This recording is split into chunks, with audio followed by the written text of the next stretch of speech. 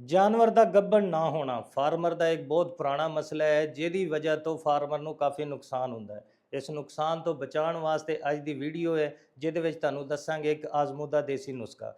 Video ਸ਼ੁਰੂ ਕਰਨ ਤੋਂ ਪਹਿਲੇ ਰਿਕੁਐਸਟ ਹੈ, ਵੀਡੀਓ ਆਪ ਵੀ ਵੇਖੋ, ਸ਼ੇਅਰ ਕਰੋ ਤਾਂ ਕਿ ਦੂਸਰੇ ਲੋਕ ਵੇਖ ਕੇ ਫਾਇਦਾ ਹਾਸਲ ਕਰਨ। ਆਨੇ ਆ ਵੀਡੀਓ ਦੀ ਤਰਫ।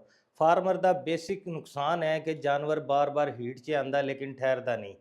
ਅਕਸਰ ਫਾਰਮਰ ਸ਼ੌਕ ਕਰਦੇ ਨੇ, ਚੰਗੀ ਨਸਲ ਦਾ ਜਾਨਵਰ ਲੈ ਕੇ ਆਉਂਦੇ ਨੇ, ਚੰਗੇ ਰੁਪਈਏ ਲਾਉਂਦੇ ਨੇ, ਲੇਕਿਨ ਉਹ ਜਾਨਵਰ ਬਾਰ-ਬਾਰ ਹੀਟ 'ਚ ਆਉਂਦਾ ਹੈ, ਠਹਿਰਦਾ ਨਹੀਂ, ਜਿਹਦੀ ਵਜ੍ਹਾ ਤੋਂ ਫਾਰਮਰ ਡਿਸਾਰਡ ਹੋ ਕੇ ਜਾਨਵਰ ਨੂੰ ਸੇਲ ਕਰਨ ਤੇ ਮਜਬੂਰ ਹੋ ਜਾਂਦਾ ਤੇ ਉਹਨੂੰ ਬਹੁਤ ਜ਼ਿਆਦਾ ਮਾਲੀ ਨੁਕਸਾਨ ਹੁੰਦਾ ਹੈ। ਇਸ ਨੁਕਸਾਨ ਤੋਂ ਬਚਾਉਣ ਵਾਸਤੇ ਅੱਜ ਦਾ ਨੁਸਖਾ ਹੈ, ਜਿਹਦੇ ਵਿੱਚ ਤੁਸੀਂ ਸਭ ਤੋਂ ਪਹਿਲੇ ਲੈਣੀ ਹੈ ਅਜਵਾਇਣ 200 ਗ੍ਰਾਮ, ਨਾਲ ਤੁਸੀਂ ਲੈਣੀ ਹੈ ਹਲਦੀ 200 ਗ੍ਰਾਮ, ਨਾਲ ਲੈਣੀ ਹੈ ਕਾਲੀ ਮਿਰਚ 100 ਗ੍ਰਾਮ। ਬਣਾਉਣਾ ਕਿਵੇਂ ਹੈ? ਤਮਾਮ ਚੀਜ਼ਾਂ ਨੂੰ ਕੁੱਟ ਕੇ ਤੁਸੀਂ ਰੱਖ ਲੈਣਾ ਹੈ। ਉਹਦੇ ਵਿੱਚੋਂ ਤੁਸੀਂ ਡੇਲੀ 50 ਗ੍ਰਾਮ ਅੱਧ ਪਾਓ ਮੱਖਣ ਦੇ ਵਿੱਚ ਜਾਨਵਰ ਨੂੰ ਇਸਤੇਮਾਲ ਕਰਾਉਣਾ ਸ਼ਾਮ ਦੇ ਟਾਈਮ।